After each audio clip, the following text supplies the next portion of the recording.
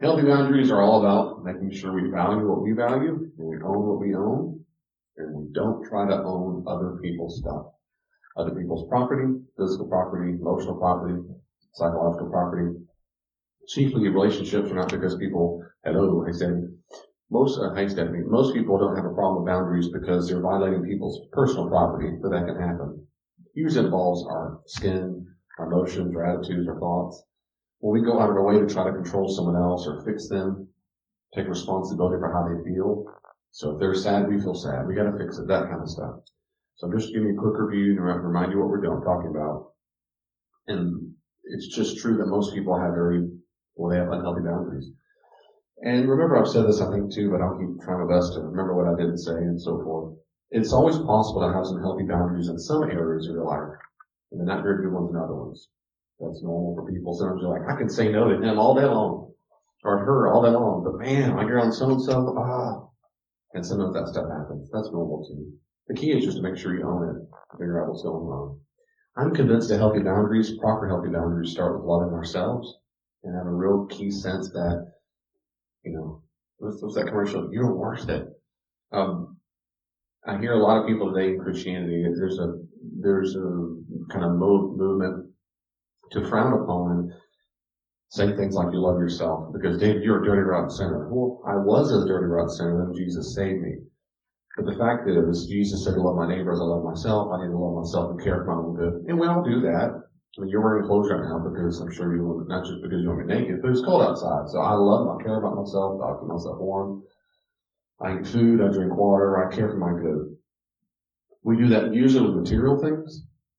But when it comes to emotional things, we typically demonstrate we don't love ourselves very well at all. We have no problem getting nutrients for our body.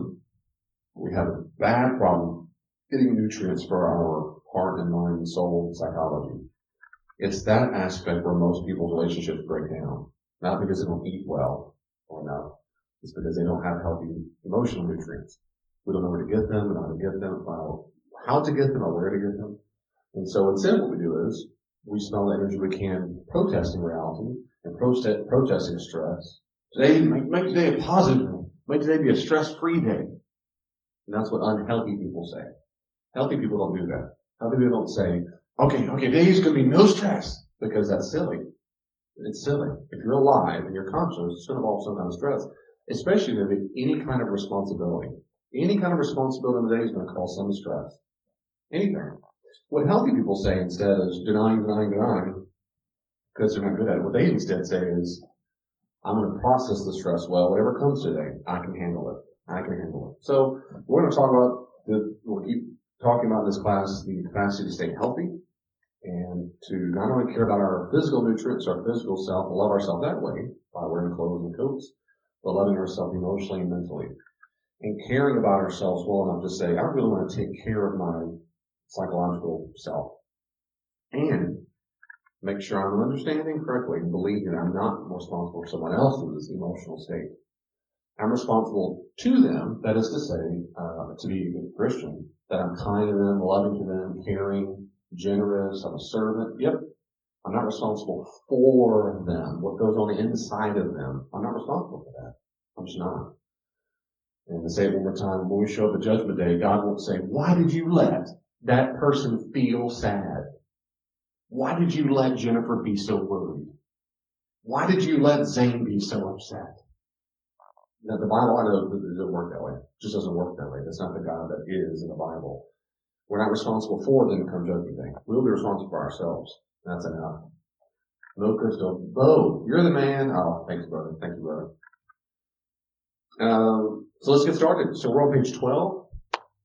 Healthy boundaries with children. This is children of any age. And again, like with being married, even if you're not married, this still can help you because we're talking about boundaries all the time. There are nosebleeds in this class. That's good.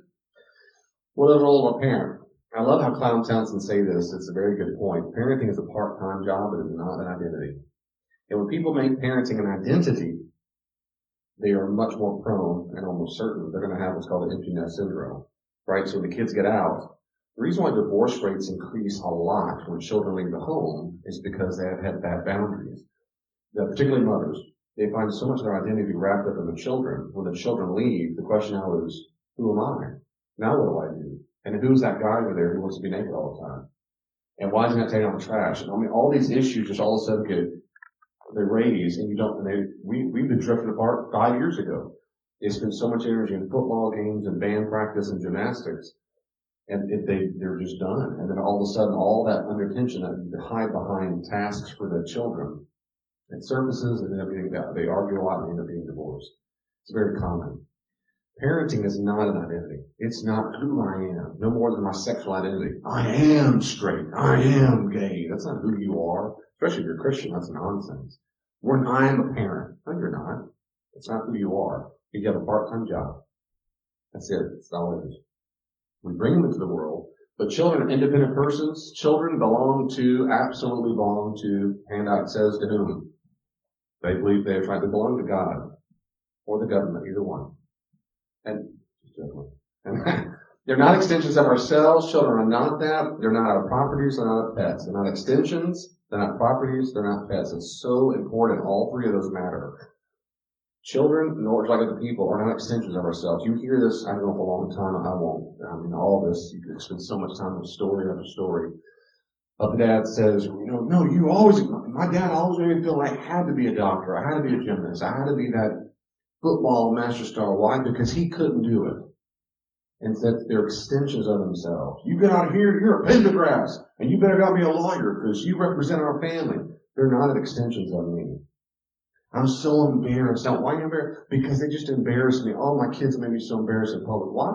They did it. You didn't do it. They're not extensions of you. Children are not. Just like people are not. Children are not either. They're not property. They're not like slaves, where we just, give me something to drink. I need an ice cube. They're not pets. Do that thing again. Do that thing again. You know how to make grandma laugh? Do that. I don't want to do it. Do it again. Sing that song. Do the dance. That's what a pet is, right? You groom them. You get them pretty. They're there for our entertainment, for our pleasure. A lot of parents say their children are for. Instead, parents are not to treat children like that at all. They belong to God. And think about this for a second. Really, just think about it for a second. Isn't it true that in general, most healthy people, let's assume for a second, most of you here are normal healthy people. Let's assume, let's pretend. And just the side of the room. And if someone gives you something, it's one thing to drive your own car, but if someone lets you borrow their car, aren't you a little extra careful? Like you may not speed as much. I know you never speed, but assume for a second you'd be a little, maybe not Carl. You should get a little nicer. It's someone else's glasses. It's someone else's, and so you got to make sure you get back in one piece. This happens when, who drove your car? I know, I did. And I was extra careful in the car. I didn't slam on the gas nearly as much. Elaine did. She's a speedy much. If someone brings over food, right? They bring over your food or a hot pot, like, here you go, welcome to town. And you take your dishes and you want to wash them and make sure that the kids don't break it. Because we fundamentally think, listen, we have the moral obligation to take care of someone else's thing while it's in our care. There's a biblical word for the person who takes care of someone else's stuff. And it translates to the English word as steward. The person who takes care of someone else's stuff for them temporarily is a steward. That's what parents are. Children are someone else's. Technically speaking, they belong to God. They're in our home. Well, David, no, they're my precious. But yeah, you're precious baby. But morally speaking, our job is a part-time job to raise someone else's, the child of God is there. Now, it doesn't mean you don't care. It means you do extra care. You're under our care temporarily. You're stewards of God's children. And Cloud Townsend, I think, are exactly right. These three major things that a parent's supposed to be. They're a provider, protector, manager, and provider. Protector, manager, and provider. Again, I'll just say this very briefly because you can read online. You can't. I'll read it aloud. That's why I read these words, because people don't have the handouts online. Parents are to provide a safe environment for learning and growth, protect them from dangers from the outside world and from inside themselves. From the outside world, this is why it's a basic understanding that good, healthy parents do not cause their children harm. They don't hit them. They don't hurt them. They don't spit on them. They don't burn them. They do nothing to harm them like that at all. Now, the argument can be made that spanking is harming. You're not protecting them. We can talk about that later on, if you want. It's not here right now. But in general, a parent's job is not to harm the child. It's supposed to be safe. where there's growth. Every single time a child feels unsafe, it stunts the growth. Children need to feel safe. It's a fundamental understanding of the human person. And our job as parents is to make sure they feel protected from the outside and from other people. If people try to hurt them, I'm going to get in the way of that person trying to harm my child. I'm going to get in the way. If you're swinging punches, I'm getting in between. I'll throw Hayden, but Julia, I'm going to get right in front of Julia. He's not here listening. I'll get in the way of most of them all the time. And that's what's supposed to happen. It's the same thing with inside themselves. Inside themselves. Like, for example, the resistance of growing up. When it's a syndrome or a disorder, we call it the Peter Pan syndrome. And it is a natural inclination of every single human person that does not want to take on responsibility.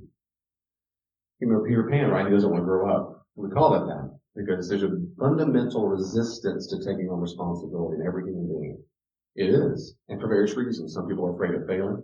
Some people are afraid they're not good enough to be, some people are afraid of succeeding because they're not sure what they'll do then once they've got that prize. Now what do I do? And who am I? And on and on. There's a lot of fear of what it is. But it's very common. Our parents' job is to help them not be harmed, as it were, by false beliefs like that. That is to say, oh, you're right, I'd be scared too. I wouldn't try anything new because I'm with you. I don't want to fail either. Let's sit in our room and do nothing. High five. You play a video game? I wouldn't do that either because you might fail. What if you lose the game? I didn't think about that. That's a good point. Let's do nothing. Let's just watch the TV or Facebook. We fight that. That resistance, no, we give you the skill set to process loss, fear, anxiety, stress, and we'll talk about that later. You also protect them out inside false beliefs, and I give you so many of them, but one just popped in my head. The very first time Julia said something negative about her appearance, Julia's my daughter, and she's 13. The very first time she ever said something negative about her appearance, she was probably 5-ish, 4, 5, 6, she was little. And I remember probably like on a Saturday morning, I laying in the kids' already up or something. I think I just woke up. And I was lying on my left side of the bed, and a lady came around, she said, Julia said something, she didn't like her hair was ugly or something. I mean, she's this little, she's beautiful, red curly hair, and I said, oh. And she goes, yeah, maybe not. I said, Julia, come here. Julia, come here. She little head around the bed, because she's barely able. She comes right corner and said, come here, son. She comes right little. She's little. Where she immediately starts grinning but looking sad, like she's like here. I said, did you say something? Did you say your hair is ugly? You don't like your hair or something? And she's kind of grinning but looking kind of sad too. And I said, Julia, I knew this day was coming. And I knew this when this day came, I want to say this as clearly as I can. And I'm so glad I took it. I looked her in the eyeball. I said, look at me. Look at me. She looked at me. I said, do not ever, ever say those words again. Don't you ever say something negative about your appearance again. Don't say it. Don't even think it. You understand what I'm saying? And she's kind of teary but grinning. And I said it just like this. I wasn't like yelling at her, throwing across the room, but I said, don't ever. I said, you are precious and lovely. I said, don't ever tolerate negative things about yourself. I'm trying to use words that she'd understand as a 11-year-old.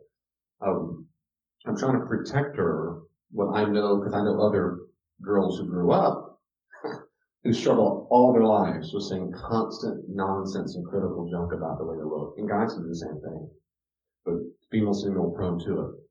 And part of my job as a parent is to be a louder voice in her mind for true beliefs than false beliefs that she's going to hear and struggle with the rest of her life. I want her to hear her dad, who she respects and appreciates and loves, and she does. I want to hear Daddy said, don't ever say that again. That's my job. I want to be a louder, much, much, much louder voice in her mind. And I never stopped. I mean, she did say that for a long, long time, and the next time I heard it, I did it again. But it's only happened a few times. My point, that's many, many examples. That's from the inside. I'm protecting them from themselves. I'm protecting them from my best, from whatever it is, laziness, racism, all those things. And I said, no, we don't do that.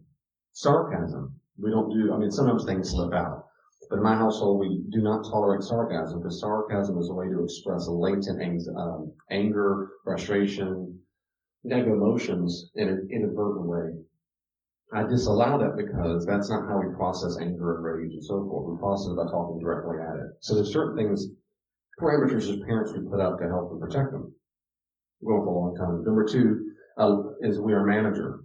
We provide discipline by controlling resources, the teaching, enforcing consequences, overseeing goals. We'll talk about that in the rest of the study tonight. That is our job as manager. We think about manager thinking how many resources the children have. Just like all human beings, but all of us, we have time, like 24 hours a day, roughly, right? And we've got, it's limited time resources, and children have very limited financial resources, limited resources when it comes to food, limited resources on what education to get, have limited resources. My job as a parent is to make sure, help them manage that pie of those resources correctly every day. Now, I'll say this later on too. My responsibility, it changes as they get older and mature. My moral responsibility decreases. But it is my moral responsibility to make sure I'm helping manage these things. And enforcing consequences and goals are very important. We'll talk about that. And provider. Parents are to provide the necessary food, shelter, money, spiritual disciplines, doctrine, and so forth. Like Deuteronomy 6:7, teach your children these things. It's great. Deuteronomy 6:5-7 is good. And all the rest. Children ought to learn how to receive resources and handle them responsibly. Now, they, again, progressively give children independence to obtain what they need. Children, we need to train. It's the classic thing. You give a person a fish, right? They'll eat for a day. You train them how to fish. They'll eat the rest of their lives. It's the exact same true with children. When they cannot fish, I bring them fish. As soon as I think they might start being able to fish, I let them fish. Now, I might supplement it. I might put the bait on the hook. The metaphor goes on and on. But as quickly as everybody knows that. You don't start kids, we were doing trap shooting the other day. We don't start kids out with a 12 gauge. You might say with a BB gun, an airsoft gun. But as they mature older, you teach more and more safety, more and more safety, more and more safety. And one day they finally you let them more and more and more, and then one day maybe down the road they might even own their own gun and so forth. And that's like it is anything. That's what's supposed to happen with parents. We're supposed to provide this. My baby can't find food. I have to feed him his mouth. As soon as he starts feeding himself, I let him feed himself. As soon as he can start, go to the cabinets to pick out the food. I put kid food down low for them and for Lane because she's short, to help her out. And so I go and I say, whatever it might be something. Maybe it's your favorite snack. Maybe it's something say, go get your snack. To train them to get your own food as soon as they can have their cups. And so they get older, guess what happened? They start making their own breakfast before they knew it. They could make waffles. Simple stuff as quickly as possible. And that's what's supposed to happen. And as soon as they get a job. So I can provide all the money. Can I get a witness? Oh, Lord. Notice, so protector, manager, and provider. In general, those are three things. Now, if I could say it this way, I don't know if I say this later on or not. But if I say it this way, it looks like it's not in the handout. But if I were to wrap this all up, can I say it this way to you? Because someone said, David, what's a parent's job? I say it, I can say, well, they provide a protector, manager, provider. If I said it in one word or one sentence, I would say, a parent's job is to instill or build character in a child. That is the goal of parenting. My part-time job is to help my child develop character. Character, when you go back to Aristotle, it's repeated habits of a thing. But I'm using it in a particular sense. Character is a conglomeration of attitudes, thoughts, feelings, beliefs that help me process reality. Reality. How does the real world really work? And I want to develop a person who has a kind of character to deal with reality from a Christian perspective. That's it. And by being the protector, the manager, and provider, that's my ultimate goal, is build up. It is deliberate. I've told my children that many, many times. My whole goal with you, and I've said this many times, I'm not your friend. I don't want to be your friend. Now down the road, if you're an old man, maybe so. But I'm not close to that right now. I'm not your friend. I'm not your buddy. I'm not your slave. I'm not your equal. I'm not your entertainer. I'm not butting money bags. I'm not the person to make sure you're always happy. I'm not here to make sure your life is easy.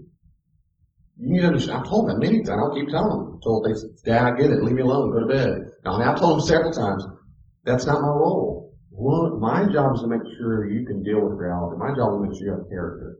That's it. A character involves a whole host of things. Thoughts, beliefs, attitudes. Back to week 1. Remember the thought, belief, we're responsible for those things?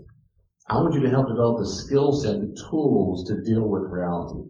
The reality of looking for a job, keeping a job, dealing with people, having healthy relationships, being a Christian in the real world, on and on, reading skills, writing skills, whatever it might be. My job is to help you get ready for that. And so I often think, it might sound very unromantic to you, but it works for me. I often think about at boot camp.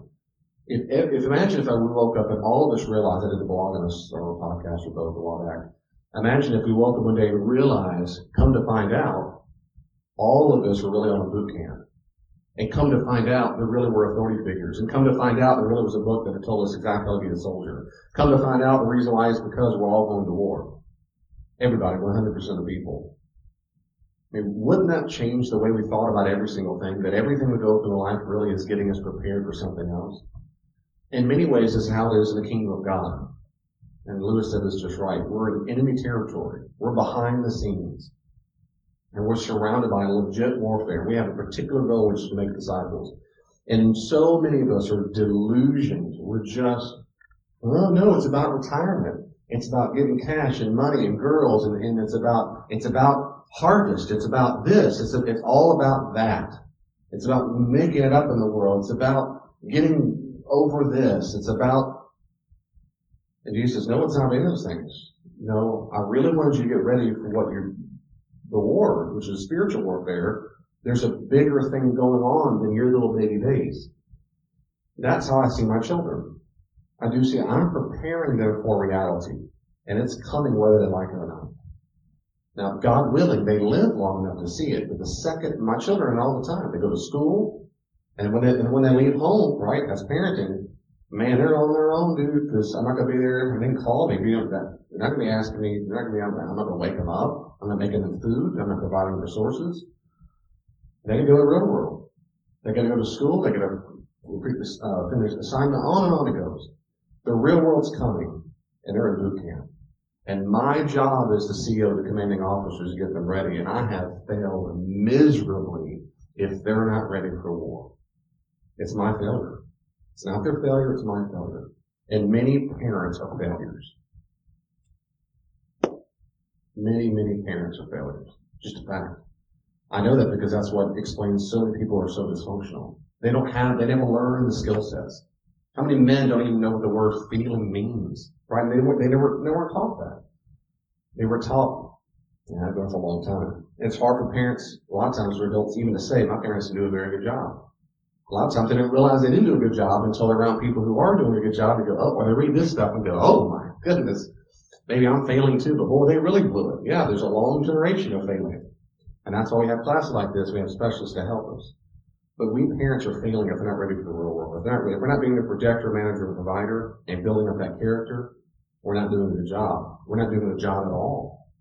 We're being an entertainer. And that's why I put here, notice how making children happy or being a friend didn't even make the list. When establishing boundaries with your kids, ask yourself if the boundary solidifies your being the protector, manager, and provider. Is this a proper boundary? I don't know. Does it make me their protector? No. Then you probably shouldn't. Or manager or provider? No. Well, then that.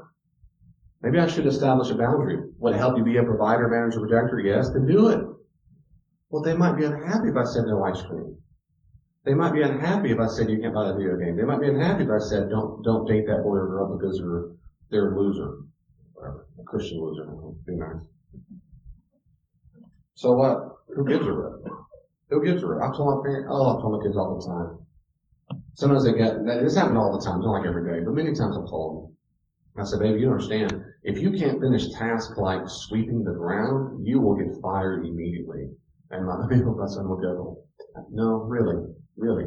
There'll be tons of guys and gals right on the line right after you, a whole line of people waiting to get your job. And the manager won't give a rip. They just won't care. They'll say, I'm not paying someone to do 80% of the job. It's just reality. And it's all on me. I'll at least hear from my boys at least one time. And then to see a daddy who also finishes the job. Because I want to train them. These kind of things. So anyway, these are things that kind of go on, and still inside it. I'm going to keep going unless you have any questions or comments. Okay. Children are not born with understanding of what they're responsible for, that is their boundaries, and what other people are responsible for, other people's boundaries. They're not born. They don't get it. They don't come out of the womb going, I'm perfectly healthy, my boundaries. They don't get that. Instead, they naturally attempt to control their external world in order to gain gratification. They have no self-control. And we teach babies, right? We teach babies that the world's all about them. Every single time they cry, what do you need? What do you need? What do you need? What do you need? What do you need? Right? They're just little baby narcissists. And we train them to be that way. Every time they get crying, they run out. Now, if we leave them gone for too long, of course, children and babies, infants can have infant depression. So it's not the opposite is true, which is never touch a baby. All I'm saying is we train them that when they need something, we're there to help them. That's appropriate. But as quickly as possible, we've got to disabuse them of that idea. The problem is a lot of them don't get disabused of that idea. They don't.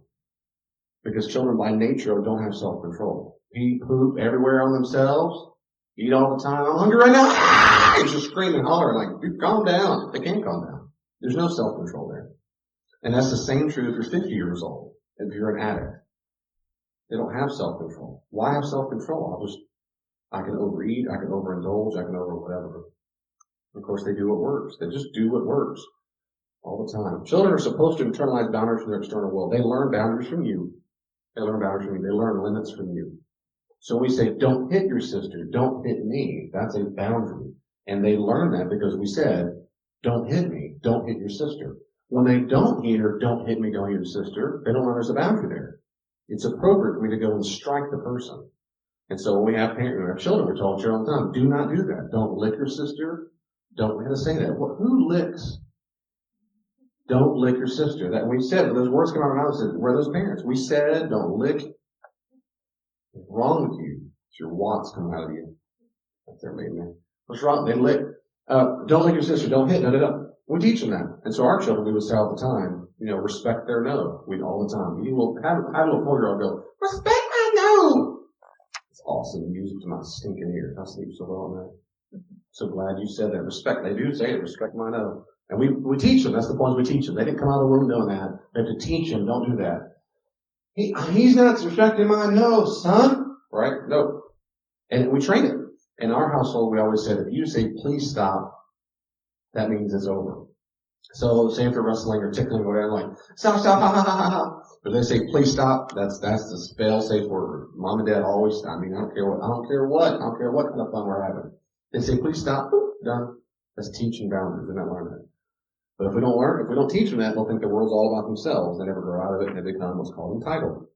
Parents must have boundaries to instill boundaries. So having boundaries with your children is good and necessary thing. So I love how they say that. A being without limits is called God. Though technically God himself has boundaries, and we'll talk about that I think next week. But of course, limitless. Boundaries are so good for children. And people don't understand that, say, no, they're doing them harm. I just love them. I want to take care of them. Good, take care of them. But if you're not giving your children boundaries, I guarantee you're messing them up. You're not preparing for the real world. They will lose the war. They will go off to war, and they will be a casualty. They have to learn boundaries from you. Or they'll wait till they're 50 years old, enter the class like this and go, why didn't my parents tell me? Had I been told I shouldn't be hanging out with people like that, or people will take advantage of me, and that was not okay to touch me there, and that was inappropriate, and I should never be friends with people who talk to me like that. And if someone had told me that, why did they tell? I would never have gone through all those heartaches. It's our job to make sure they do that, as much as we can help it. So children must learn boundaries, and parents who have boundaries, we're to teach boundaries, using explicit boundary vocabulary, like I just said a second ago. Respect or no. No, that's a boundary. That's a limit. You can't do that. No is the easiest word to say. And children think their name is no. A lot of kids today think their name is yes, or I'll think about it, or whatever. But no, the answer is just no. And so we teach it. What are boundaries? What are limits? We have conversations about that. We always have conversations. And we model behaviors. Like I said, demonstrating what limits are. So my children never see me hit a lane or hit someone else. That's never appropriate. They don't see that. So I'm modeling. We don't hit, we don't strike, we don't call names, we don't cuss each other out, we don't do sarcasm, they see that and we talk about it. Parents teach children about boundary problems often without wanting to. Don't talk about that. But we teach them that things are off limits. That's not appropriate. Besides the weird, very rare, you're going to a burn victim unit and you say, don't say, you're ugly. You wouldn't say some horrible, you teach them that kind of stuff. But in general, when you teach kids, don't talk about that. Grandpa's very sensitive to that. Don't talk about mama, and teach you that you're responsible for how they feel. That's not healthy. You can have talks to your children and say, give you a heads up, so-and-so, their mom just died, or they went through something called a divorce, or the baby died. And we've done these conversations many times. So when that happens, what are some things you can say to that person? We role play with them. When you're going to grandma's house, you role play them. So you don't want to go up there and say, sorry for dead. You're not responsible for that, but what's a kinder way to say that? What's a loving way to say it? You don't have to say anything at all. But if you do, and so we role play that stuff. We role play it. But we don't say, no, they'll be upset. Boundary problem. And you taught them, I should always be scared to make someone upset. That's exactly the lesson they learned. And they're not getting ready for war. Come give me a hug and cheer me up. I'm sad. Right? I told this last time. I got all worked up last time because it was true that, come give grandma a hug. Give grandpa a kiss. No. Help your children have boundaries. They are not pets. You can tell a dog that or a cat that. You don't tell a child that. You don't. And so you make sure you model it, you teach it, you help them. But they're going to hear you talk. Have a trusted where am I? Yeah, 13. So the goals of parenting, I'm going pretty quick here. The goal that parents ought to have in mind is develop, a child's character, so the child is able to recover from distressing emotional states. Think about that for a second. Wouldn't you like to do that all the time? Recover from distressing emotional states. That is to say, you let these sad, anxious, stress, worry, whatever feelings come through you. They process and you just go through your body. They just go in and out. You don't hold on to them. You don't fight them. You're able to process emotions as they come and go in your body.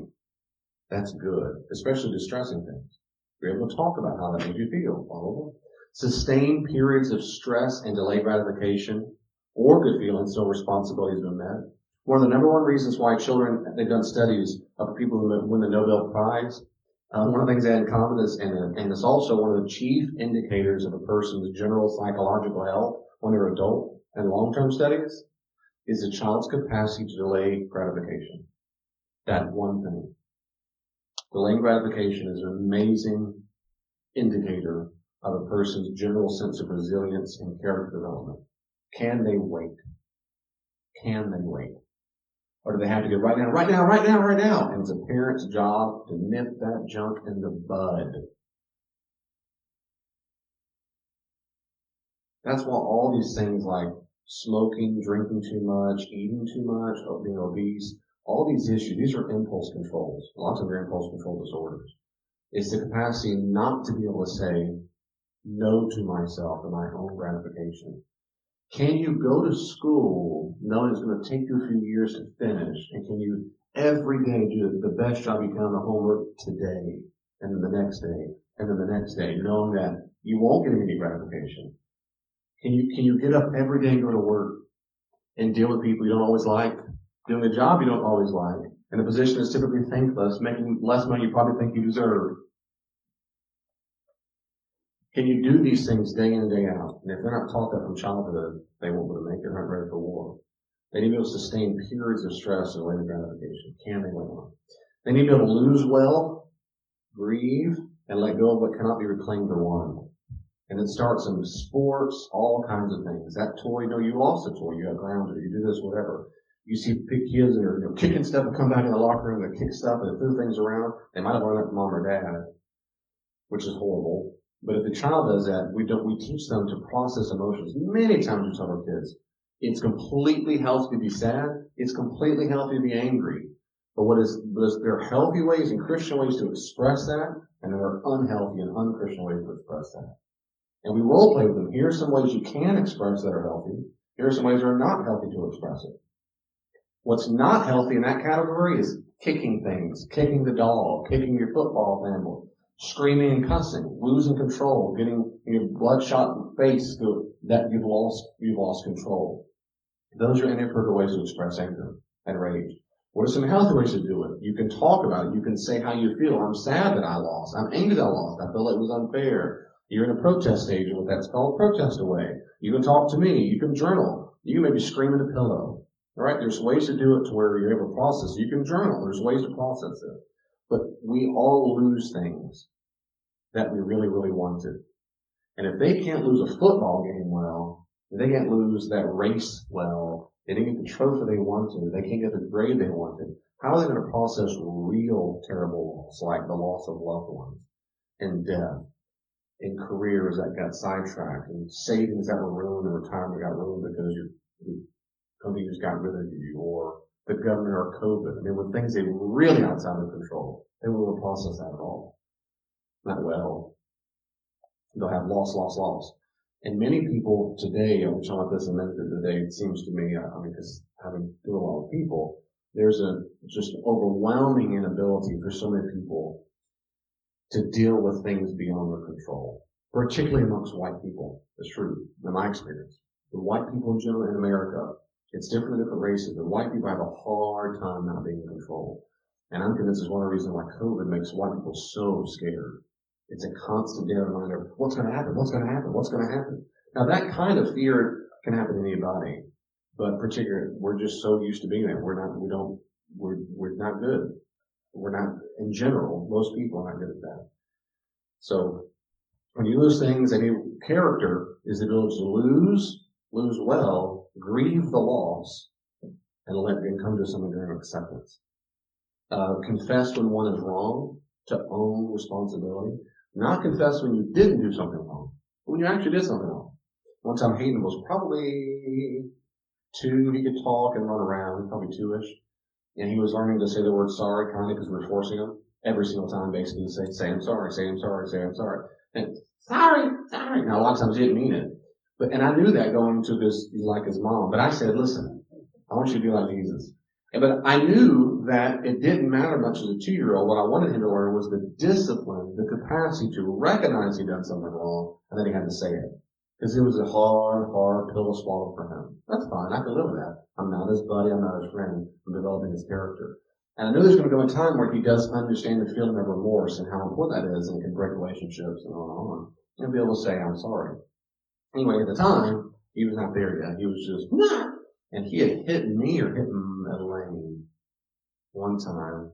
He just kind of popped. And that's an absolute cardinal rule around. No one hits anybody ever. Sometimes we did spanking in the various certain circumstances or whatever. But we didn't do that out of anger. We never, ever hit out of anger or rage. I'm so mad at you, you get spanked. It was never in relation to our feelings about what was going on, based on the consequence of a boundary that was violated when I knew they shouldn't do it. But we never hit, I think one time we kind of hit whatever. I said, no, say you're sorry. He wouldn't say it. Say you're sorry. No, go to timeout. So he goes to timeout. I remember he was sitting around the side of the bed. Remember that? Remember that Houston? So he sits down and he starts crying. That was his way. And he would get time out and he'd start crying because he'd get upset. One time his mom would come to his rescue and say, it's been 5 minutes. And she's softer. I'm hardcore. And anyways, 2 minutes, yeah, because it's usually about 1 minute per age, right? So he was 2 years old, about 2 minutes. But once he'd wait, and I said, no, he's going to say, I'm sorry. So he sits down, he starts bursting crying. I mean, he's crying, red face, crying. I said, say you're sorry, son. Now, when this happens, of course, what you're supposed to do is be an absolute robot. And you're supposed to, and we'll talk about this in a second, the consequences. You always treat consequences as if it's not your fault. That's just the way the world works. Like, man, that is a bummer. You always act like it's out there. You're just, man, yep, there's the consequences. Man, that stinks. Woo! And that's exactly what we're doing. We're sitting up. All you do is say, I'm sorry, you'll be alright. Screaming and hollering. No, get up. No, can't get up. We sat there and sat there and sat there and sat there. Lane starts crying. She goes away and sat there. So you're not getting up. I think we sat there for 43 minutes. Of them weeping, and finally he said, sorry. I was just, all right, get up, let's go. Give him a hug. And you confess it when they're wrong. I'm going to win that battle. And guess what? He never did that again. Every time I said, say you're sorry, every single time. Every single time he did it. Still to this day he does. But I remember thinking, he was somewhat a wild stallion. That dude. And that's something you can start when they're very little. Like even tiny, babies that bite or spit or whatever, you can start it by having them say sorry. They're not going to be able to say it, but you can have them touch softly and say I'm sorry, because they know that's in there. That's good, yeah. Even when a little baby's like, sitting there, if they do something, they bite or something, say, I'm sorry, that gently. They can rub and say, you're sorry. That's soft, yeah. I've seen Linda, she told me that years ago, say, you're sorry to that toy. Should grab a toy. If they hit the toy, they throw the toy down. Nope, say, you're sorry to the toy. You're teaching them, you don't treat one of them. Change behavior or direction when confronted with reality. That is, I gotta deal with reality. Healthy people with character love reality. Healthy people don't live in denial. They love reality. What's reality so I can deal with it? If you're unhealthy, you don't have the requisite skill set to process potential negative reality, so you don't like to live in the real world. Just what's reality? Doctor, shoot straight with me so we can deal with the treatment. Healthy people see the world that way. Doesn't mean you like reality. It doesn't mean you like people to be mean. I'm saying just reality. Is it cold or hot outside? Well, I don't hurt your feelings. Just, is it cold or hot? And you wear a jacket or not? Just what's the deal? Honey, that's how it's reality. How much does it cost? Can we afford it? Just deal with reality. Same thing with emotional stuff. The ability to forgive. People will hold grudges for a long time. People will love to, and the people of character learn that they want to forgive and they like forgiving because they don't have, well, they have the skill sets to do it. People have a hard time forgiving typically, well, for multiple reasons, and I've known for a long time about this. They can be genuine narcissists. They really do just think they're superior to other people, and so they don't forgive you because they like what we call the one-up position. It keeps them in a one-up position, looking down on you. So it gives them more permission for them to be condescending to you because now you owe them, right? You owe me because you hurt me, and so I'll always make sure you know what you did to me. That's one thing. Reason to be a narcissist. A lot of people have forgiveness because simply they were wounded. They were hurt so badly that the idea of forgiveness makes them feel and think that they'll be hurt again. So that forgiveness to me and to them means to be exposed again, to be hurt all over again. Which can happen, but if you're not very fully healthy, the idea of that is so overwhelming and scary because you didn't deal with it well the first time, you don't want to do it again. But healthy people have the skill set to process metabolism every time they get hurt. You're going to get hurt again unless you live on a deserted island. You're going to keep you have the potential of being hurt. Some people don't forgive because I don't know for a long time. You want to have the character to do that. At least the decision to say, I'm going to be a forgiving person. It might take you years to deal with the grief of what they did to you. Absolutely. You might go to counseling. Absolutely. But they make up their mind, I'm a forgiving kind of person.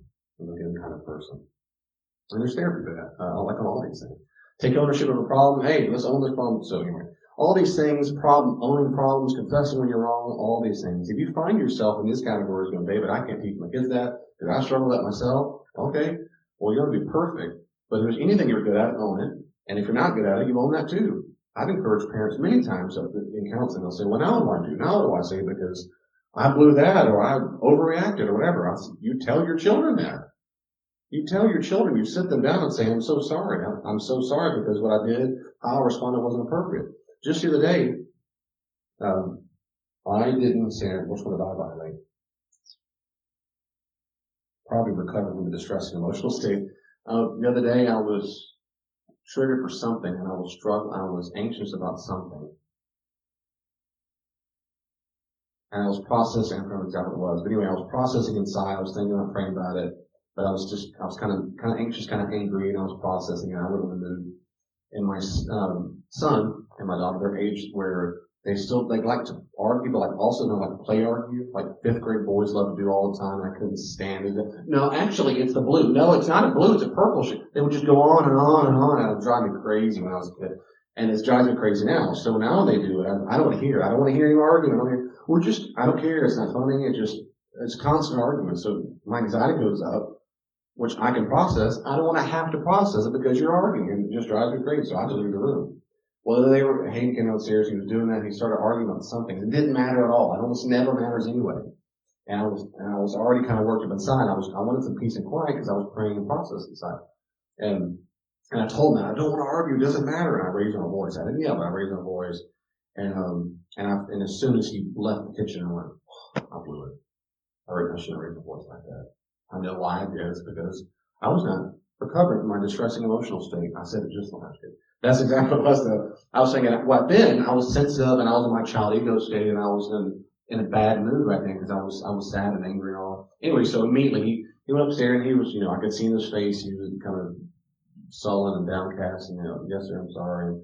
And then he leaves and he went up there and I'm almost falling basically. I came out just a few minutes later. He came in as his son. He came in on the stairs. I go, big hug. I apologize. This to my owning it. If we fail, we own it. This is my story, to give an example of me owning it. And I did. So I gave him a hug. I said, I'm so very sorry. I raised my voice at you. I should not have raised my voice. I don't like that. I said, it's true that I hate arguing, and I hate, especially when it's over nonsense, and I don't like doing it in the morning, but I should never raise my voice like you. I said, it wasn't Christian. It wasn't loving. It wasn't kind. And I'm sorry. It's okay, Dad. Children will always know quickly to say it's okay. Because children are always concerned to make sure the relationship is not at stake. See, children think relationship is at stake when you argue. Adults don't always think that, but children do. And so they're very quick to forgive, which is sweet. But when parents don't pause and go, no, it's not, what I did is not okay. Thank you for forgiving me. I want you to hear me say that. I want to make sure he understands that what I did was inappropriate, and I'm very sorry for it. Whether he chooses to forgive me is up to him. Anyway, that's one of the examples where I blew it. But just own it. If you have a pattern of that, then own it. Just sit down with your kids and say, I have for years failed in this area. Man, I failed miserably. I'm so very sorry. Maybe you cry. Then cry. Just own it. What do I do now? Well, I'm going to try my best to do better. I guarantee it. And I know for a long time about that. But that's our goal, is to give them character, say develop. And you do that by being a protector, provider, and manager. Here's some common ways parents fail the test. Yay, David, more failure. Children test boundaries to learn reality. Can I hit? Can I steal that money from the wallet? Can I cuss my parents out? I've heard children talk to parents ways I can't fathom. I mean, I left going, woo! If my child said that, and you just rolled your eyes when it happened. Or you didn't make a son, like, what? Because they learned it's okay to talk to mom and dad that way. Now, parents are supposed to resist that testing the boundaries. Ideally, there are boundaries. There's a big wall there, and they're going to push that wall, push the wall. They're going to pout. They're going to do tantrums. And that's not just your husband. Children do this. Even they're grown up, doesn't matter. That's that child ego state. Pushing the boundary. Right now in your life, little footnote, just to remind you of something we've already talked about. In your life right now, whenever you start establishing boundaries with a person, and they don't like the word no, and they start protesting, well, I thought you were Christian. What got into you? No, it'll be okay. No, I don't want to do it. No, it'll be okay. When they start trying to push over that boundary, just picture like a little bitty baby. They're pouting, they're throwing a tantrum. That's what babies do. Whether they're 50 years old or 5 years old, they're babies. Picture a big fat diaper, and they're just little babies. They're resisting. Children do that. Children are learning what reality, how it's supposed to work. Parents are supposed to not fail when they test you. So, when they hit you and learn, is that okay? They're mad. Right? They're angry. They're pop. And you do nothing. And then people grin. I can hit when I want. Whenever I get mad, it's okay to hit mom or dad. We're supposed to resist that and say, don't you. Ooh. Depending on the child, okay, here's the testing. Here's some common ways we fail it. Depending on the child, for emotional support, depending on the child, not depending on the child, but as we depend on our children for emotional support, because the parent has not taken responsibility for their own feelings. This is extremely common during divorce or some kind of childhood trauma. When you lean upon your child, this is what we call in counseling, you parentify them. When they become the parent. This is very common in divorce, and because this is more common probably, it's very common when a parent has an addiction to something. Usually they're alcoholic, they're drug addicted, some kind of thing like that. A serious, usually kind of that's what I'm looking for. It's food or drink addiction. But what happens is we start leaning upon our children. We trust in them. We depend on them. Oh, I just need a hug. I just need this. Come here and stuff. Today's been a bad day. Someone please tell me, am I good, Mom? Am I good, Dad? Will you love me? Oh. Mm-mm. My mom used to do that to me when my parents got divorced. It was extremely unhealthy. Extremely unhealthy. Because children aren't the parents' friend. Children aren't the parents' counselor. Mama, let me do that. I'm sorry, Mama. He should never. Baby, I love you, and I'm so glad you're sorry. But love you is none of your business. That's not your job to make sure I feel good. It's not your job to make sure. Thank you, sweet me. Go play your toys. Thank you so very much. But that's mama's problem. That's daddy's problem. Thank you so much. That's daddy's problem. Thank you. It's very sweet of you. You're so tender-hearted. Thank you so much. Thank you. But go play. Go play. It's not your job. Children are not a parent's friend or counselor. And that's a hard core boundary that should never be violated.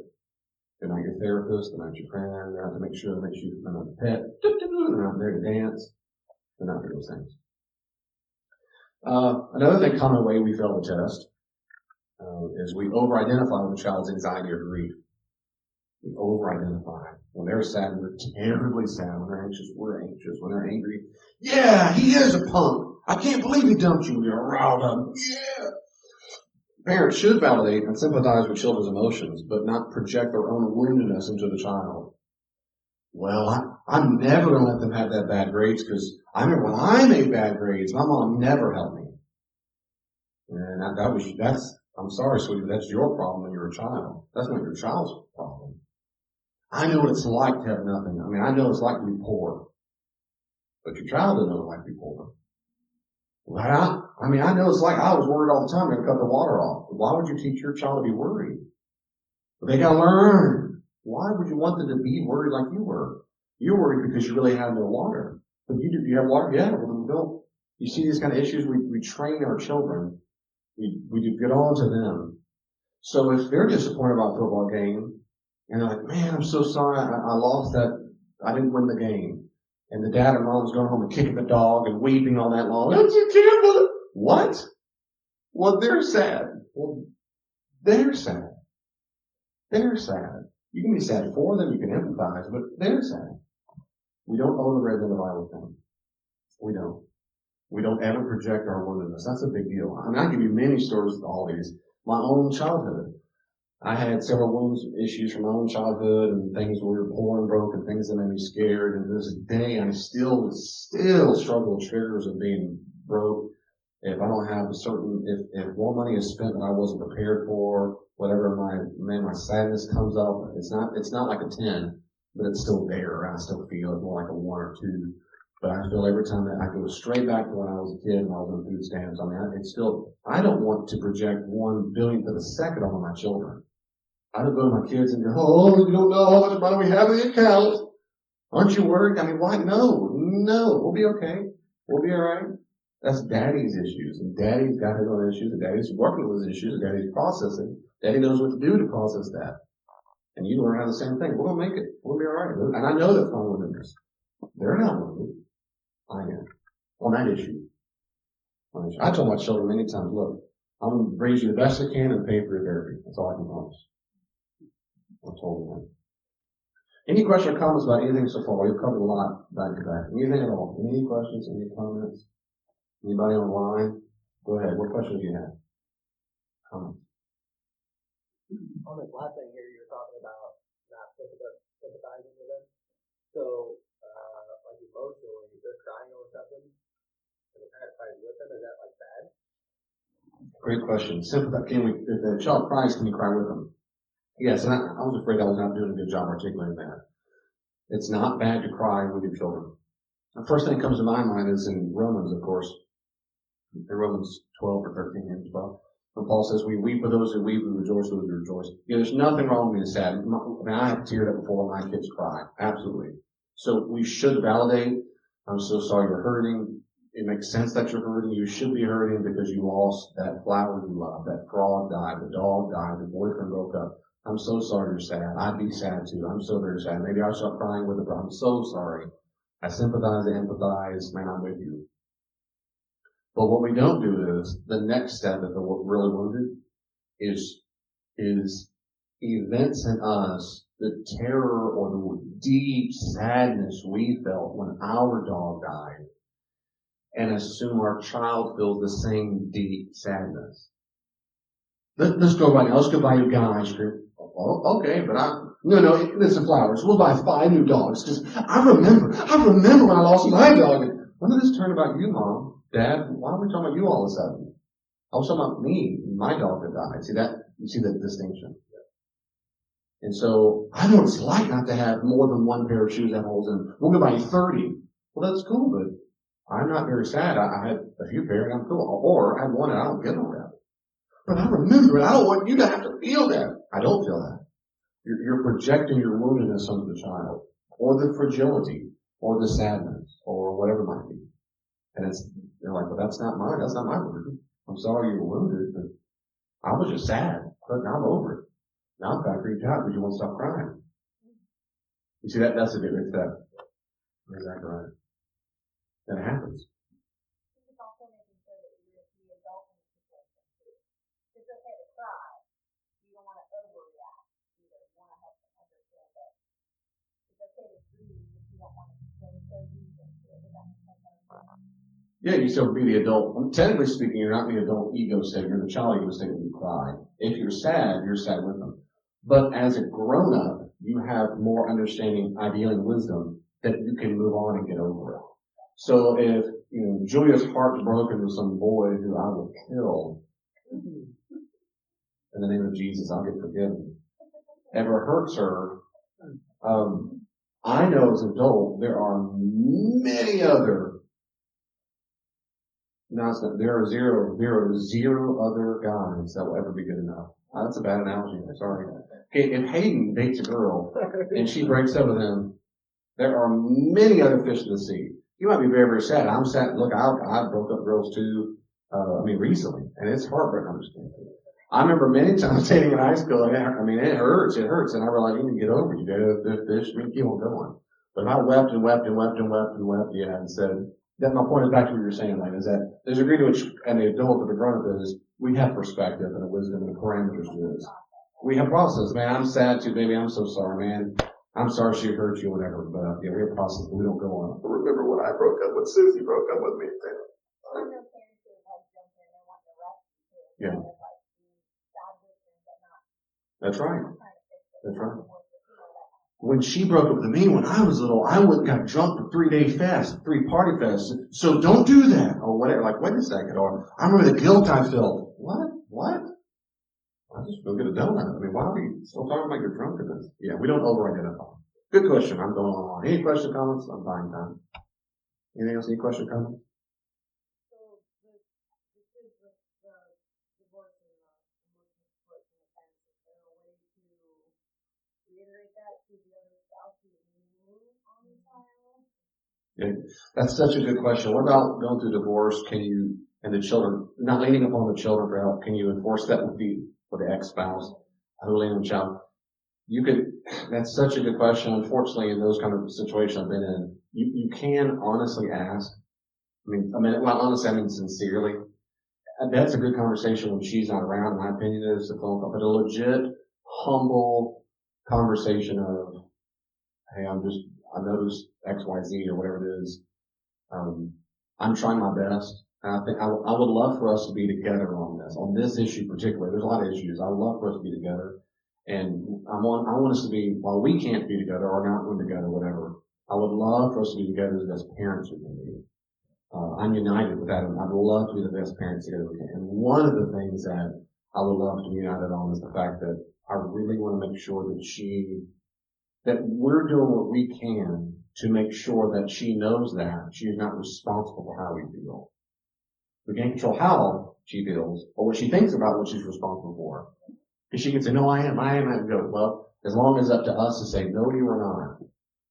You don't need to cheer me up. What do you mean? Well, I should make sure, because this is a difficult situation for both of us, and I'm trying my best. I want to make sure we're in this together because I've noticed that sometimes I hear her say things like, I'm so sorry for this, or almost like she's trying to come to our rescue. And I want to make sure she never ever gets it from us that she should do that. I want us to resist as much as possible. And then, so you can say it humbly, you can be as clear as you can about that, you can ask it, and that's all you can do. With him. But with your child, you got one-on-one time all the time, baby. You can say, hey, Hannah Schnippens, you need to be very clear about this. You're not responsible for me or your dad's feelings ever. Well, he says so-and-so, and I'm so sorry, and that must be difficult for you, or it might be confusing, or how does it make you feel that there's two different messages, and help them process those feelings too, but to say, I'm telling you the absolute truth, you're not responsible for anyone's feelings, you're not. You're supposed to be kind and loving and so forth, but you're not a counselor.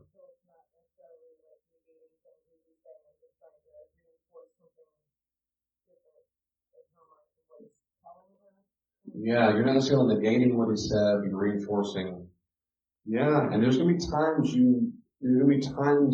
unfortunately, because of the situation, there might be times if you're not completely united in parenting, you will be negating it. Sometimes you are disabusing things they've learned. And all it seems to me we can do there is outside of asking the spouse to bring up issues as gently and kindly and humbly as possible. And you're not just only talking about when you think you're failing. I mean, you're just saying, I want to be together. I'm working on this too. I've noticed this in her. I would love it if we're together on this. Just as much as I want you to talk to if you're married. But whatever, well, if you forget you, F you, blah, blah, blah. Okay, thanks for listening. But then it's just her one-on-one, and you're talking to children as best you can and say, unfortunately, I'll say this particular, well, he hates me, whatever I want all the time. Hypothetical, that's on that or emotions, whatever. He does. I'm sorry to hear that. I am. We have very different understandings of what the role of a parent is. My job, it seems to me, to make sure, and I think his job is too, is to make sure that you're as healthy as possible. You develop the Christian character that I believe you can have. And that includes things like having self-control and the candy your food and da-da-da-da. So you're explaining as best as you can, not a dissertation, but you are explaining your rationale. That is really important. It seems to me, back to Elaine said, be the adult. My view is that, based on this and many other things, my view is that literal parents should always talk to their literal children, not just the parent-child ego state. Literal parents should talk to little children as much as possible as if they were an adult. As soon as you can. As soon as you can, you treat them like wise adults. Now that you don't use vocabulary they can understand, but that helps diminish how much you have to play the parent card to say, I don't owe you an explanation. You can say that, you're the parent. But the more you can teach them, here's why we do it, here's what's going on, it will always make you come across as the rational, thoughtful, loving, wise. That's how you'll win hearts. You'll win hearts that way. And that's what we want to do. Now, people can do that and lead them to go drink poisonous Kool-Aid, kill themselves in the jungle. I mean, you can do all kinds of horrible things, but ideally you're not as a Christian. But that's my job, is to win their heart. I want you to say, I'm safe, I'm loving. If they say, well, I disagree, you're never freaking out. You're just first, okay, just tell me what you're thinking about that. Let's talk this through. There's going to come a time, though, as a parent, I will disallow certain things because I love you. I've said that many times. It's unfortunate. You must find, I'll tease and toss you. Man, it's too bad. Hey, Joel, you didn't find a parent who just hates you, because you got one that loves you, and I will disallow that. I love you too much to let you do blank. I've said that many times. Well, I love you. It's showering them with the vocabulary. I love you too much. I love you too much. I care for you too much. It's not because I said so, because he's a dirtbag. It's not right. It's just about your concern. And that way, instead of emphasizing, I disagree with him, I disagree with him, you acknowledged it. We do see that differently. But here, I care about you so much, and here's why. I want to develop your character. Does that make sense? You just change the spotlight as possible. And then, when she's confused or emotions come up, whatever, yeah, you process those too. She can deal with it. Children are amazingly resilient. And if she can find a parent, or maybe both, who are able to be a safe place to have feelings, including negative feelings toward you, woo, you're winning. You're winning. If she can look at you and say, I'm mad at you. Okay, why are you mad? Because you said I couldn't. Oh, I guess that will make you mad. I love you. But you're just safe for the mad at you. You're not going to change your view, but I understand you're mad. And thank you for telling me you're mad at me. You want some ice cream? You can't have it. You loser. I'm just listening. That's page 15. Consequences. Oh, good. Any questions or comments? So very good. Good questions. I know it's a good question. Good stuff. Good stuff. Consequences. Teaching children boundaries. Here's how we teach it. Psychological and relational consequences like nagging, guilt messages, withdrawing affection do not motivate real change in behavior. And that's what most parents use. And most adults use with people that act like the grown-up parents to little grown-up children. Nagging, guilt, that's psychological and relational consequences. I will cut off my relationship with you. That's what's at stake if you don't do what I want. That's unhealthy. That's bad. That's not good. Children should never feel like the relationship is at stake if they don't clean their room. if they don't do what you want, that should never be on the table. Your love should never be at stake. And these things like no or cutting, man, I remember a couple times my life cut off for 3 days. It is scary. It is dark. And so that should never be at stake.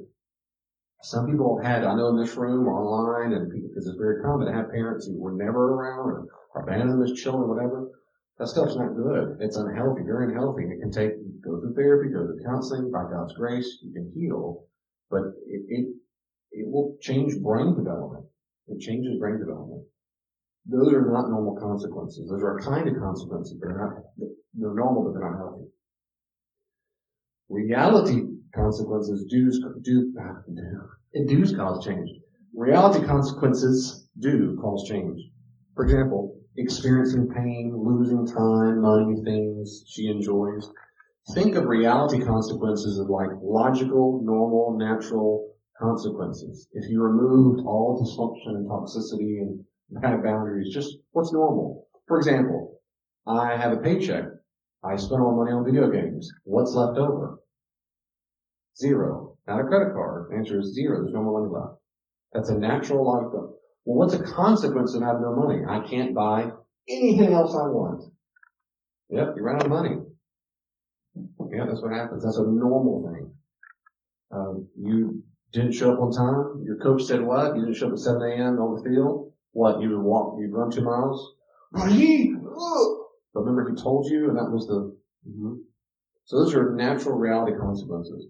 Giving consequences teach children that problem is theirs. The children must experience consequences because they learn how reality works in adulthood. They can have an effect of reality. They need to know that. We must not be a rescuer. It is so, I'm telling you, I've seen it. I have seen it. It's sad. It is sad. When children do not learn they don't learn the lesson that they can affect reality. That it matters that they got drunk, that they stole, that they woke up and they worked hard. It's like it doesn't matter what I do because I'll be rescued. It doesn't really matter what I do. Nothing matters. It teaches them nihilism. It does teach them. It doesn't matter what I do. No matter what I do, I can get out of it. I know rich daddy's going to bail me out of jail. Rich mom's going to do this. Or I know so-and-so's going to yell at the principal or the teacher. I don't care about the grades because they'll get yelled at. It'll be a fighting match. They're so scared that if I don't work with them to go to school because mom will rescue you from place to place. They'll learn that's what happens. And that is not good. Giving consequences says it's your problem because your reality works that way. You've got to deal with it. That's very, very good. Consequences should always be age appropriate and given within the roles of protector, manager, and provider. Always in those roles. It is age appropriate. Elena's been very helpful here with me through the years, learning what little babies need and child, growing up what's appropriate for the time period. The books are good on that, but there are good age appropriate ways to do it. And what I like to say is you work with the children's currency. You work in their currency. I had a good friend who ate ice cream. I was telling about earlier, he ate ice cream by the gallons. I mean, he would just sit there from the TV. So when he got grounded, he got grounded from ice cream. Well, of course, we all made fun of him for that because that's what mean how kids do. You got grounded from ice cream? It was perfect. That was a perfect consequence for him. That was his currency. That's what he really valued. Why would he go, you're losing your bike? What do you mean, big bike? You're losing your snowblower. That'd be ridiculous. You work with the currency. But that's the normal, it's age appropriate. But you're always doing it within the role. So here's some examples of what you do when you're giving someone a consequence. You empathize with them in their loss while maintaining the consequence. That's what you always do. I'm sorry you feel sad about not being able to go to that movie or playing with that toy. I don't like making bad choices either. No, I told you so. Man, I'd be upset too if I lost the capacity to watch TV for the next 3 weeks because your grades are so bad. Man, I remember when I got grounded, I didn't like it either. I'd be upset too. You see, you're pushing consequences out there. Ooh, boy, I'm number 2 and I got grounded. It wasn't fun. I'm with you. Yeah. Anything else? All right, I'm not dancing. I'm not, but Dad, no, you're genuinely empathizing. Boy, I do feel sorry that you're upset. I'd be upset too. I wasn't. I remember one time when I got grounded. Not really because I was perfect, but for the purpose of this analogy, I remember I had a friend, your mom got grounded a lot and she was sad a lot and go talk to her because I don't care. I say that often. What is not a consequence? Do I say this later on? What is not a consequence is yelling. Yelling's not a consequence. Raising your voice is not a consequence. I think if I did a survey of every time I've ever heard a parent ever think they're giving their child a consequence, it would come down to, what do you do for your consequence? Their consequence is always going to be yelling. I told you not to do that! When you yell, and you raise your voice and you scream, not just raise your voice, because raising your voice alone, and this in my view, is completely appropriate to a degree. Like, you get passion. But there's a degree to which you know you lost a little bit of control and the rage came out. Whatever it is for your scale 0 to 10, whatever. Like then I was talking to Haiti. I wasn't at a 7, 8, 9, 10. I was probably like a 5 or 6. I didn't like to be 5 or 6. For me, I thought, no, I should have done that. God should have. I mean, the scripture says specifically to speak with gentleness. And I violated that. In that sense, it was a sin. So I felt convicted. So it depends on the person a little bit. But if you're at 6, 7, 8, 9, 10, and you're yelling, you're not giving your child a consequence. Well, it worked. I'll tell you what, David, it worked because they stopped doing it. Of course they did. They're scared of you.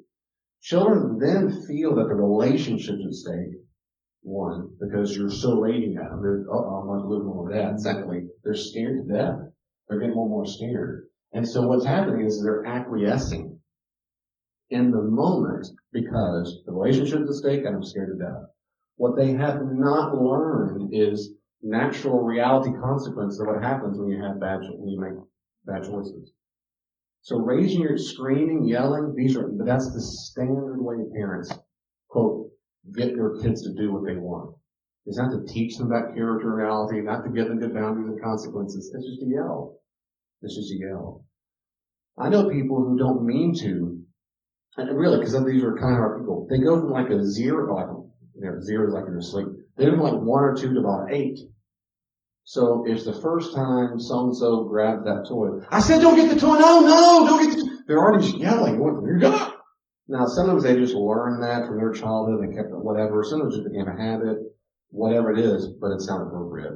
You don't go from 1 or 2 to 8. It should be 1 to 2 to 3, depending on the nature. If they're running on the street, there's a car coming, I will scream bloody murder. I will give a rip. And they're going to cry, you should have screamed at me. Yes, I should have, because that was your life. Whenever there's an emergency situation, I will always yell. I don't care. I don't care how you feel about it. I care, but I don't care. I care about your safety. That trumps everything in that moment. So besides that, yelling is not a consequence. Ever. So you empathize, but you keep the consequences. Keep the consequences. Rewarding consequences are for learning. I love that. And that's it. Well, David, why should I give them bonuses? Why should I give them really good treats? Cloud Townsend, they say, I think they're a good point. When they learn new skills or exceptional performance, my children don't get treats because they made their bed. Here's $10. What? That's not a what? That's your bed. Well, it's my bed. You sleep in my home. You're a steward of that. It's mine anyway. Secondly, you made it messy. You get to clean it. What? You showed up to school? Dad, give me $50. I've been going to school. I would hate to say that one time. What? So we don't shower them with, we give them extra stuff, bonuses when it's really exceptional or they worked really hard to learn the new skill. That's good stuff. So maybe if they worked really hard and brought the grades up, got that $8, A+. Great. I mean, they learn language. They learn how to play guitar for the first time, or whatever it is. They work, they worked hard and overcame a huge obstacle. Then you want to shower and praise, or give, a treat. But that's a reward consequence. But in general, if it's a normal thing you expect from them, Dad, did I speak kindly to people at Thanksgiving dinner? Yeah. Can I have $100? No. You're supposed to do that. What? Yeah. I have a question. Mm-hmm. I want to address this just a second. You said something about, I don't like making bad choices either. Not, I told you so. But is it not, I told you so, or is it the way in which we say it? Not, I told you so. Because isn't that the same? Isn't it the same? I guess in my mind, I'm having a hard time distinguishing between those two comments. One may be a little more diplomatic, but basically it's the same comment, isn't it? Am I understanding you right to say it's not good to lose your cool versus me sitting on the words, I told you. Yeah, so that I told you so part. It's if we only say in general, you're grounded because I told you so. So you're grounded, whatever it is. It's just based on my authority. Suck it up, deal with it. If I explain to them what they lost and why they lost it, I empathize with the emotions they're feeling, but I'm explaining why they lost it.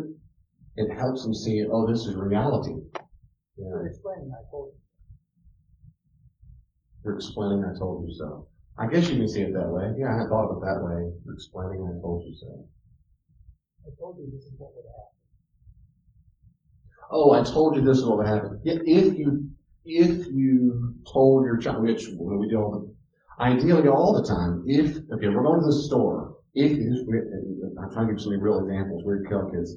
We'll go to the store. If you run off, that happens sometimes with Hayden, enjoy a little bit, children with Hayden. If you run off, these would be the consequences.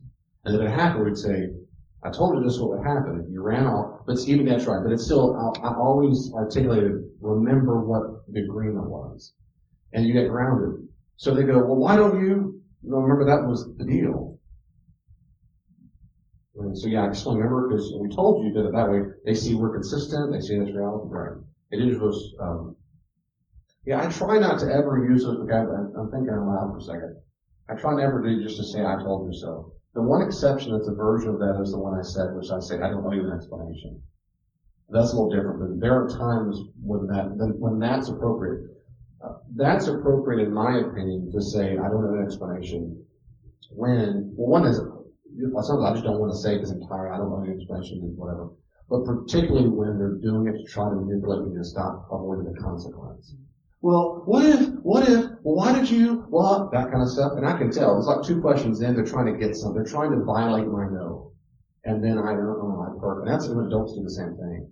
I don't care how old they are, I'll say, I'll pick up real quickly. You're trying to get their way, hate or joy or whatever. You're trying to get your way, not obey my consequence. If that's the case, I don't want you any explanation. Because you're not trying to figure out why. You're trying to get around it. And nope, that won't work either. It's a dead end. So that's. I've always used it because I told you so. And I think that's because that's what my parents did to me. Sort of with a common word, but I can see where not using that phrase out of an anger would work better. Yeah. If all we say is I told you so, it's much more likely they won't realize what they're experiencing is a logical, natural, healthy consequence of inappropriate, unhealthy, unchristian behavior. Yeah. Instead it's just, he's temperamental, or she's in a bad mood, or he's just a tyrant, or she's just a meanie. No, those might be true, but the reason why you have the consequence right now is not because of any of those things. It's because that's not what happens. Well, what'd you do with the money? Well, I spent it all. And then you're out. Well, just buy it for me.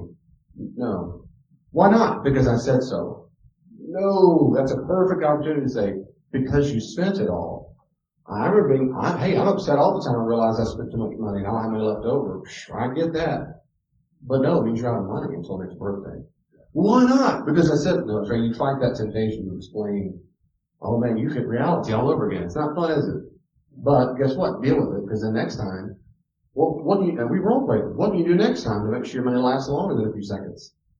What's that S word? I never remember. What's it called? Save it. That's the word. Save it. Or spend less. Or think ahead and write down things you really want to buy. Or do a price check. That's right. And that's so much healthier than I told you so. We can explain this reality. It just is. Good. I'll go over this. Good question. Good point. Go this pretty quickly here. These last things. See, responsibility.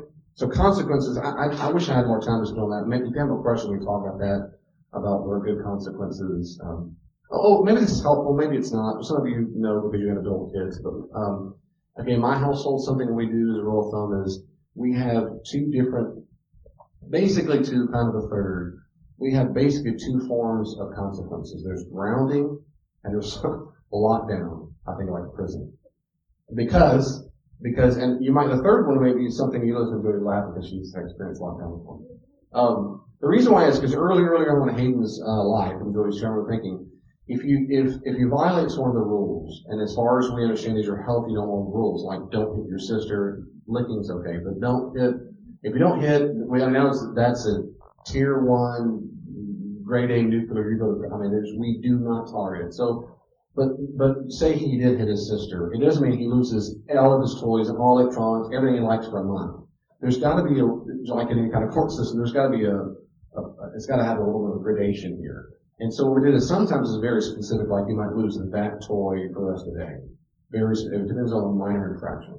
But if it's a pretty normal infraction, grounding means, and for us, grounding usually means that in their currency was things like no more electronics. That's the big one. No more electronics at all. And so he can still play with airsoft guns, he can read, he can draw, he can play with toys, but no electronics are gone. Now that's a big one for him, and for Joey too. Lockdown is when you've lost all your toys and electronics. So everything they use merely for entertainment. He can read, she can read books, they can go outside and play and dig in the dirt. They don't know what dirt is. I remember what dirt is. Dirt, Mississippi. So there's just tiers of it. So a lot of parents I see this will go, you're grounded, you lost it for a month. So if you go nuclear by the smallest infraction, children will throw their hands up and say, I don't care what I do. No matter what I do, because I'm always one step away from losing everything I value. It's too much. So find out what works for you and your children's currency, and just work that way. And you start from there. Sometimes you've got to go past lockdown to where you strip everything from the room. They don't have books, crayons, until things get in order. Then it's more like a prison. Yeah, some of the parents, some of us say what has to happen. That's unfortunate. But that's it. That's consequences. Responsibility. Okay, one more story. When I told Hayden consequences when he was little, I couldn't Hayden while he's not here. So he's just an angel. When Hayden was little, his pattern was to run off in the store. And I'd say, hey, we're going to the store now. We have this talk. Come to you. We're going to the store. Don't run off. And we're done. And so what happens when they were little, when they were little, I would count to 3. 1, 2, 3. 3 meant either they got like one spanking or means they got grounded, depending on his age and what he did. But you knew early on, because this is so important with consequences, you've got to be consistent 100% of the time. And they will always do what works. So they know if you say, you're going to be grounded, you're not going to be grounded. You've got to do it. And so when I got to 1, I'll do my hands up. 2, on 3, there were consequences 100. I don't care if I were in line to talk to Jesus. If I got to 3, we're getting out of line, he's going to be in trouble. We would stop meetings. I'd be in church. I'd be in a restaurant. it didn't matter where we were. If I got to 3, and so then I started calling them bathroom talks. Do we have a bathroom talk? Is that what I call it? Do you have a bathroom talk? Something like that when he was little. Like 12. Okay. He was little. And he knew bathroom talk meant it's not going to be pretty. And especially when I was in the room in the stall, his mom might get it, or so we have to talk. I mean, I wanted to, and I'll try not to say, do you want a bathroom talk? And we could, no, once you realize what that meant. But the 1, 2, 3, I knew, and it's consistent. I knew the day it really, really, really, really paid off, because we get to a Walmart, and we get in there, and we have these talks. You don't run, you don't run on. He's hold my hand, hold my hand, hold my hand. You know, in Walmart, you had the first past the checking aisle, there's like, 15 feet of aisle all the way down, it's open, wide open. This side, I still remember like a yesterday. Because he used to go up and he gets it, rips out my hand and takes off. Run as fast as he can. Now, because I practiced this so much, we'd always talk, we work with 1, 2, 3. Now instead of going, get back here! And I'm screaming, none of that. I don't yell, I don't get anxious, I don't get angry. I don't start kicking the dog and throwing and pushing lay down. I just sit there and I'm starting a little mad. I'm like, I just talked about this. He runs down there, I kid you not, about 50 feet, maybe 100. It was far. And he turns around and goes, like, come and get me. Like, what are you going to do about it? And I looked at him. There's people walking in and out, adults just walking everywhere. I didn't say anything. I didn't raise my breathing. I went, on 2. We started bolting. He ran up there and grabbed my hand. And I looked down at him. Do not ever run off again. I told you don't do that. If you do it again, we're going to have the time that we're going to wrap and go. Okay. Okay. Rest of the story on me. And inside the angels sang, the heavens split open. It worked. He never did it again. Every single time we got to 1, 2, 3, I knew it worked, and it worked every single time. That's only because I was consistent with 3. I was consistent. When I got to 3, that was it. Okay, responsibility. Always have children consider how they have contributed to the problem. Oh, we got a few minutes left. So for example, here's some examples. Situation for responsibility. A friend at school is mean to me. The speck in my own eye. She's so hateful. The log says, how might I have hurt her? We want to aim, is there anything at all they're responsible for? Maybe they are not responsible. Sometimes they're just bully punks. But if they have been responsible for something, can they own it? And I received a bad report card. My teacher's weird, stupid, they're a horrible teacher. Were my study habits? Did you complete the assignments? Maybe your teacher is horrible, but have you done anything to make it better or worse? I didn't get my full allowance. My parents are unfair. What things did I not do?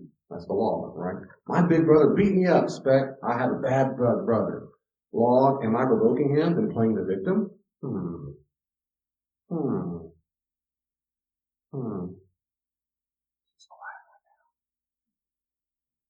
We talked about that too. That's responsibility, that's all. Again, you don't want children or adults to take responsibility for something that's not their fault. But if they are, they can own it, that's all. So you're not, are you sure? It's always 2 sides to every story. It's nonsense. But if they're responsible to do it. Children believe that being uncomfortable is the same as being unable. They think when I'm uncomfortable, I don't like it, I can't do it. So since I can't do something that makes me uncomfortable, my boundary-less parent should do it. I don't want to do my homework. I don't want to write checks. You write the checks. I don't want to call that person. You write it. Parents should help them distinguish between the two so they can learn to develop responsibility and integrity and say, that's your responsibility. No, you just don't like it, but you can do it. No, it's uncomfortable, but you can do it. Those are different things. You're responsible for doing what you need to do, regardless of how you feel when you get there.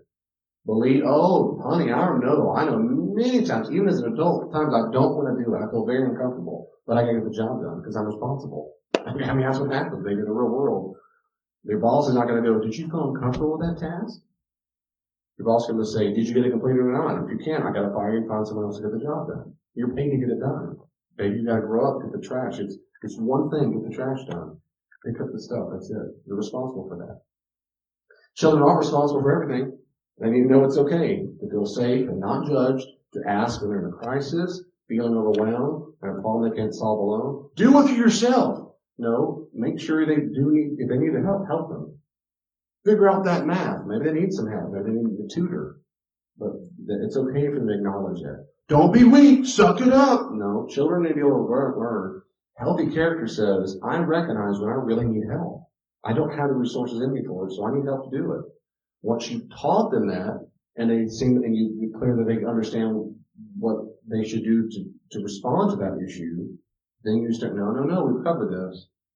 I don't remember. Really? Then write it down. I'll tell you one more time, but you need to write it down. Next time I'm not telling you again, because it kind of feels like you're trying to get out of doing it.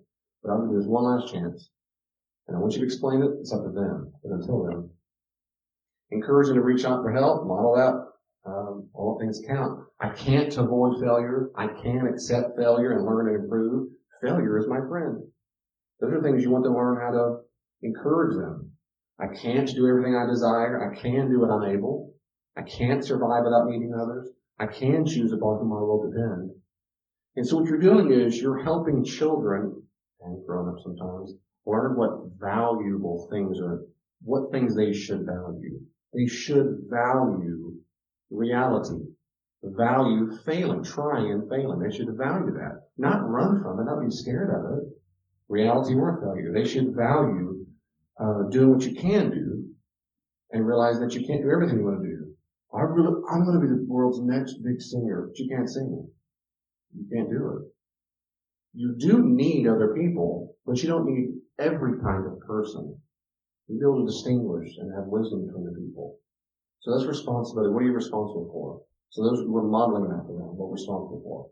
And they'll hear you talk very clearly. You throw your hands up and you're always a victim at home, well, they learn that to be a victim. Choices, allow children as many choices as they can handle. We do this all the time. Elaine told me this early on. She's exactly right. She's exactly right. And of course, the specialists say the same thing, and she's a specialist too, of course. But everything. When we did our children, as soon as possible as they could speak, we would say, do you want apple juice or water? Or apple juice or milk? It doesn't matter because both are healthy. I'm going to dilute the apple juice no matter what because it's so sweet. They don't know that. They're dumb. And then, they don't know that. So, but it doesn't matter because both options are healthy and good. But guess what? They made the choice. And children love to make the choice. So you're giving them clear parameters, but you're allowing them the choices to handle it. And you're respecting their capacity to do it. And they'll go, oh, apple juice. Every time I give them a choice, they would smile and giddy. That was their favorite apple. And smile like they love choosing. That's good. No. Now, not every time. Like I say, it's my home. We're not a restaurant. They don't want that. Mama didn't make that. Or Daddy didn't make it. It's not a restaurant. Well, I'm going to make, no. That's not how it works. But in age-appropriate ways, give them the ability to make choices. Let them have that responsibility. And whenever possible, respect your child's no. Time away from you, tickling, food, space, clothes, money, as much as possible, respect that. Like I said before, my children said, please stop. That's it. Boom. That's boom. And it's okay to do that. When it's appropriate and whatever. Have the courage to be hated. Like God. You're not their buddy, you're not their counselor. Somebody your counselor. But you shouldn't worry about it. Help children see how their choices reap consequences, positive and negative, and ask them what other choices they could have made. Role play. Think about those choices. The more instead of saying, I told you so, the more you put back on it and say, so here, let's think about this. You made the choice. Let's think we got a bad grade. Let's go backwards. Let's think about your choices. So when did you learn about the assignment? What did you do about it? When did you do that? You're going through the role play, and that because you didn't study it, then the test, right? And then what happened? Yeah. Help them see the dots. That is a phenomenal skill set to build a character. You're helping them manage those resources, right? Because you're a manager and saying, now next time, what could you do with your time that's better? Or could you play your game less or stop playing with dolls as much or whatever it is? And so, or positive, you succeeded. You did a phenomenal job. Think about that. Think about all the choices you made when they wanted to go play that party, or that one time you wanted to just mess around, or the one time you wanted to give up. Remember, you did it. And then there was a smile. I did, and that's right, because you made choices that led you to that outcome. Boy, help them see that. That is so healthy. And last but not least is feelings. A parent's job is never, ever, ever to prohibit the child from feeling any emotion. You've heard me say this before with adults, but it's true with children. Never, ever prohibit them from feeling any feeling, including sadness, grief, anger, despair, regret, hatred, fear, whatever. Your job is now to make sure they cut off certain feelings. Treat feelings as reality, which is you love them, you embrace them. That doesn't mean they're always based on reality, like I said, my thermostat analogy, or, I'm scared, what happens? There's a bear. No, there's no bear. Your feelings are real, but they're based on a false belief. But we don't want kids, you shouldn't feel that. Any of that guilt message of feeling is horrible. What you want to do is help them process and work through the emotions. I'm sorry you're angry. Let's talk about that some more. Why are you sad? Why are you frustrated? Why are you annoyed? Talk to me about that. Talk about your feelings. Well, I'm just blah, blah. I hear, so let's talk about it. Don't kick the dog again. How are you feeling? I'm here to help you process this. Think about this and the process aloud. And if you start crying, now, it's okay. It's not okay. She's crying. If it were okay, she wouldn't be crying. No, here's some ice cream. No, don't teach your children that when they're sad, they gotta eat junk food. Don't throw all of your toxic nonsense onto your child. Let them feel things. Let them process it. Let them cry. Tell me more. Keep crying. I'm so proud. I'm sorry. Don't ever apologize for crying. Don't ever say I'm sorry again when tears come out. That's healthy. No. So I'm so sorry. I'll hug you. I love you. I'm here for you. We'll process these things together. So don't judge don't prohibit the feeling, and don't judge how they're feeling. You can judge how they express it. Like I said before, you could always be angry. right? You can't always express your anger this way. You can't express it this way. Children are not born, you and I were not born knowing how to express anger. We were taught it. We caught it by watching others, and we were taught it. So teach your children that. Okay, this is appropriate little footnote. Some of you need to teach yourself that, right? If no one ever taught you, teach yourself that. Think about it. How do I express my own anger? How do I express my own disappointment at work? Do I go get drunk? Do I just stuff it? Do I deny it? Do I get angry? Do I just make a joke about it to deflect the pain? What do I do instead of processing emotions? Maybe your parents can teach you how to deal with it. Well, teach yourself. Books in the library are free. YouTube videos are free. I mean, there's all kinds of ways to help yourself. Go to a counselor. You help them express it. They don't have the vocabulary. So you pay attention. Elaine helped me a lot here too, watching the kids. If they're quiet, they're irritable, they're emotionally sensitive, pay attention to those clues. How do you feel? They're not Mother and I feel quite annoyed right now, and it's not really frustrated and wanting to know inside because it's so disturbed. They don't have that. So teach them. Teach them those feelings. They don't start with basic ones like happy, mad, sad. Start with the basics. And then we know there's different levels of anger, frustration up to rage, different levels of sadness, depression, morose, and different.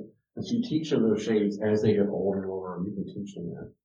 Sometimes you know people, they don't have the vocabulary to say, do you feel like a sunny day or rainy day? Which is kind of sad because why does rain have to be sad? You can give them words. Yeah, do you feel? Kind of like when you're at the doctor, they have that chart for the kids that will say, how long you different faces. That's pretty helpful. Sometimes people can use it. Sometimes those charts with the smiley faces or frowny faces or like, how much pain are you in? And sometimes with children, you can point to that too and say, you have emotion ones too, yeah, if they need the help. Okay, I'm almost done. Identify and normalize your feelings. Identify means to label it. Normalize it means it's normal, right? I'm so sorry you're scared. It's okay to be scared. Sometimes I get scared too. How about you're scared? That's normalizing it. A lot of people get sad, or everyone gets sad sometimes, or sometimes I'm scared too. What are you scared about? And teach your children all kinds of things like, oh really? This is normal? So many people think things aren't normal. They think worrying all the time is, no one else is worried. No one is as anxious like I am. No one's as scared like I am. No one is as sad like me. No one struggles with this. It's false. So normalizing helps children realize that, oh, I'm not a weirdo. I'm not a freak. This is normal. People do get sad. And of course it gives them a chance to process it more. Because we're out of time, I'm going to stop there. I want to make sure there's any question or comments you have. I'll stop with my hand up. Anything at all online? Anybody? Anything at all? Any questions? Lane, you want to fix anything I said? No. Anything at all?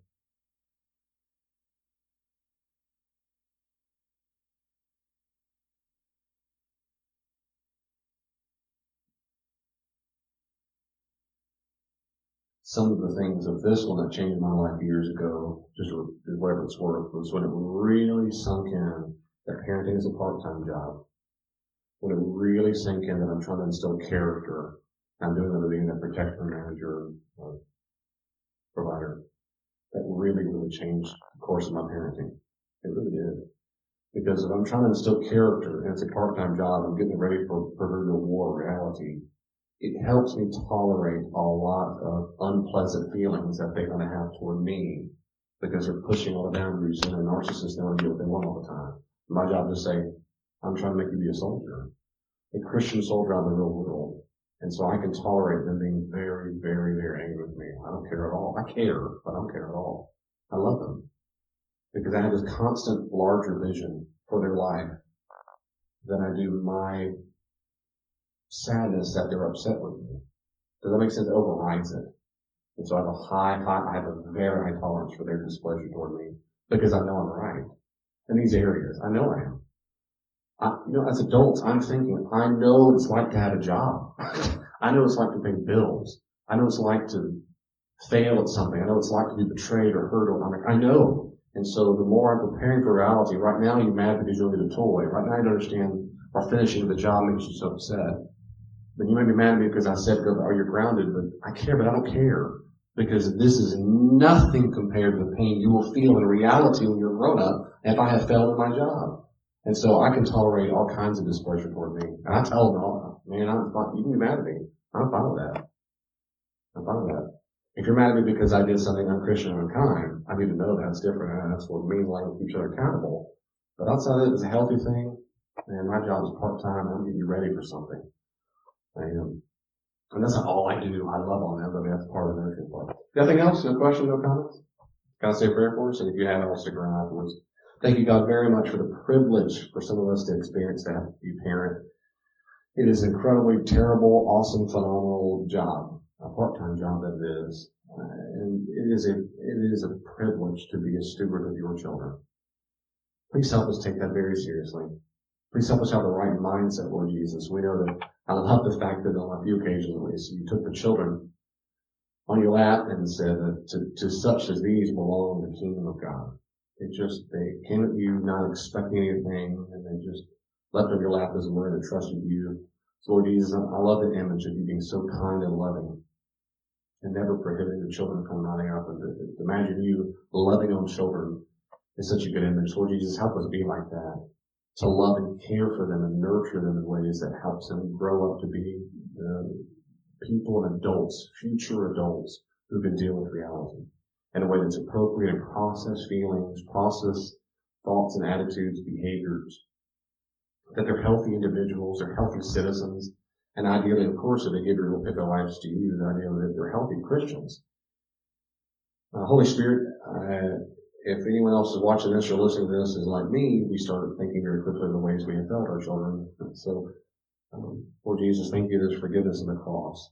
Please help us confess that to you. Please help us treat them as precious, precious cargo children that they are in our lives, preparing for them, no matter how old they are, of course, but certainly if they're still in our home. And so we receive your forgiveness, and please help us confess that even to our children if we need to. We're certainly confessing it to you. Help us get back on track or get on track, whatever it takes to help them to mature. And we love you, and we do this to the glory of Jesus, of course. Amen.